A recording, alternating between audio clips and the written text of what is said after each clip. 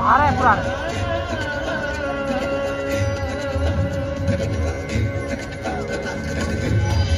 नंदाय ललिता तद्वतीर्थम माया उरीषु च तथा मित्रपदम नाम ततः केदारमुत्तमम्। आस्था, श्रद्धा एवं सबसे प्राचीन सभ्यता का साक्षी है यह वाराणसी शहर। यहाँ कल कल बहती पवित्र गंगा नदी की धारा, जिसके समक्ष विद्यमान है यह ललिता घाट। मत्स्य पुराण में तीर्थों की चर्चा के अवसर पर ललिता तीर्थ का वर्णन हमें प्राप्त होता है। साथ ही साथ स्कंद पुराण के काशी खंड में भी जहां नव दुर्गा घाटों का वर्णन होता है, वहां भी ललिता घाट का नाम अंकित है।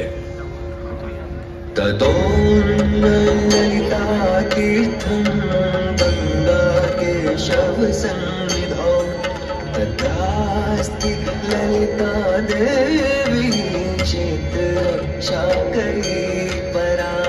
सा च पूजा प्रयत्नेन सर्वसम्पत् समृद्धये ललिता पूजकानां च जातु विघ्नो न जायते। कृष्ण तृतीयायां ललितां परिपूज्य वै नारी वा पुरुषो वापि लभते वाञ्छितं पदं। स्नात्वा च ललिता तीर्थे ललितां प्रणिपत्य वै लभेत् सर्वत्र लालित्यं। यद्वा तद्वानुलप्य च लभेत् सर्वत्र लालित्यं। यद्वा तद्वानुलप्य च। गंगा नदी के तट पर स्थित है ललिता तीर्थ, जहां क्षेत्र रक्षा करने वाली दुर्गा रूपी ललिता गौरी का निवास है, जिनकी सभी श्रद्धालु सर्व प्रकार संपत्ति लाभार्थ पूजा अर्चना करते हैं। इस घाट की सबसे विशेष बात यह है कि यहाँ शिव के साथ शक्ति के दर्शन भी श्रद्धालुओं को मिलते हैं। घाट के ऊपर गली में मां दुर्गा को समर्पित देवी ललिता का मंदिर विद्यमान है। साथ ही साथ यहाँ काष्ठ एवं ईंट से बना राज राजेश्वर मंदिर भी स्थापित है। भगवान शिव को समर्पित काशी में यह मंदिर नेपाल के पशुपति मंदिर का प्रतीक रूप है। वर्तमान में सुशोभित यह ललिता घाट पूर्व में 3 भागों में विभक्त था। दक्षिण दिशा की ओर से चलें तो नेपाली घाट, ललिता घाट एवं राज राजेश्वरी घाट। इनका उल्लेख सन 1921 में मोती चंद्र जी ने किया था, जहां नेपाली घाट एवं ललिता घाट के पक्के निर्माण का श्रेय नेपाल के महाराजा बहादुर शाह को जाता है, तो वहीं राज राजेश्वरी घाट के निर्माण का श्रेय सिद्धगिरी जी को जाता है। कालांतर में नेपाली एवं राज राजेश्वरी घाट ललिता घाट में ही समाहित हो गए। ऐसी मान्यता है कि अश्विन मास की कृष्णा तृतीया के दिन ललिता तीर्थ में स्नान कर देवी के दर्शन करने से श्रद्धालुओं की सभी मनोकामनाएं पूर्ण होती हैं।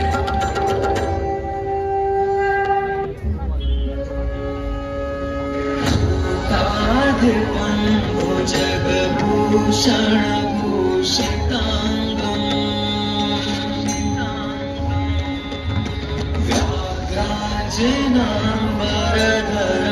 जटिलम् में तुम आशा उषा भया वरप्रद शूल पाणि वाराणसी भज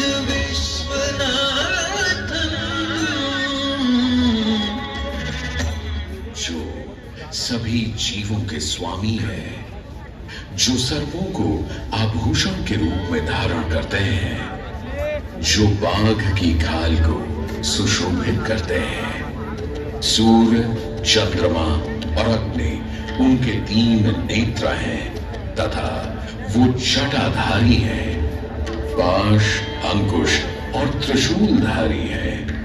वे अपने सभी भक्तों को आशीर्वाद देकर उन्हें भय से सुरक्षा प्रदान करते हैं। ब्रह्मांड के स्वामी एवं वाराणसी के भगवान श्री विश्वनाथ की हम वंदना करते हैं। मैं आदि वही काशी जो स्वयं भगवान शिव के त्रिशूल पर विद्यमान है। सृष्टि के प्रारंभ में महादेव ने जब पृथ्वी पर अपनी दृष्टि डाली तो उन्हें एक भाग चमकता हुआ प्रतीत हुआ। उसी भाग को भगवान शिव ने काशी का नाम दिया। कालांतर में गंगा नदी के तट पर बसी इस काशी नगरी में समय समय पर अनेकों घाट विकसित हुए, जहां श्रद्धालु आकर पूजा अर्चना एवं स्नान किया करते थे। माना तो यह भी जाता है कि यह नगरी एक बहुत सुंदर वन से ढकी हुई थी, जहां पीपल, आम, बरगद, शीशम आदि के वृक्ष हुआ करते थे, जिनकी छाया में बैठ ऋषि मुनि, साधु संत आनंद से तपस्या किया करते थे। इसलिए इस जगह का उल्लेख आनंद वन के नाम से भी किया गया है। जितनी पुरानी काशी नगरी है, उतना ही पुराना यहां का काशी विश्वनाथ मंदिर भी है। भगवान शिव को विश्वेश्वर, विश्वनाथ आदि नामों से भी संबोधित किया जाता है, जिनका अर्थ है संपूर्ण विश्व के स्वामी। किंवदंतियों की माने तो सृष्टि के आदि में जब भगवान शिव एवं मां पार्वती पृथ्वी का भ्रमण कर रहे थे, उन्हें यह स्थान बहुत प्रिय लगा। तब मां पार्वती को यहां कुछ समय रुकने की इच्छा हुई तो भगवान शिव अपने लिंग रूप में यहीं स्थापित हो गए। तभी से 12 ज्योतिर्लिंगों में इस मंदिर को विश्वेश्वर मंदिर के नाम से भी जाना जाने लगा, जहां भगवान शिव और माता पार्वती सदैव वास करते हैं। सदियों से इस पवित्र नगरी ने अनेक ऋषि मुनियों, तपस्वियों, धर्म गुरुओं आदि को अपनी ओर आकर्षित किया है। आदि शंकराचार्य एवं मंडन मिश्र ने इसी मंदिर के प्रांगण में बहुत समय व्यतीत किया। समय बदला, दौर बदला। भारत के स्वर्णिम काल पर विदेशी आक्रांताओं की नजर पड़ी, जिसे वे लूटने एवं सनातन संस्कृति को नष्ट करने के उद्देश्य से यहां आए। जब प्रथम बार गौरी ने आक्रमण किया, तब पृथ्वीराज चौहान ने उसे बुरी तरह पराजित किया था। अंत में उसने क्षमा मांगी और वचन दिया कि ऐसी गलती दोबारा कभी नहीं होगी। अतः पृथ्वीराज चौहान ने उसे छोड़ दिया। संभवतः यह एक दुर्भाग्यपूर्ण निर्णय था, क्योंकि अंततः गौरी ने पृथ्वीराज चौहान को धोखे से हराया। तत्पश्चात उनके साथ बहुत बुरा व्यवहार किया तथा उनकी दोनों आंखें भी निकाल दी। पृथ्वीराज की मृत्यु के उपरांत हिंदुओं का मनोबल कमजोर पड़ गया, जिसके परिणाम स्वरूप आतताइयों ने अन्य मंदिरों के साथ साथ विश्वनाथ मंदिर को भी क्षति पहुंचाई। यह ऐसा काला दौर था जिसके स्मरण करने मात्र से आंखें नम पड़ जाती हैं। परंतु समय सदा एक सा नहीं रहता और दुख के ये बादल भी सुख में बदलने वाले थे। एक धार्मिक सम्मेलन में राजा टोडरमल की भेंट नारायण भट्ट से हुई। नारायण भट्ट एक बहुत धनी व्यक्ति थे।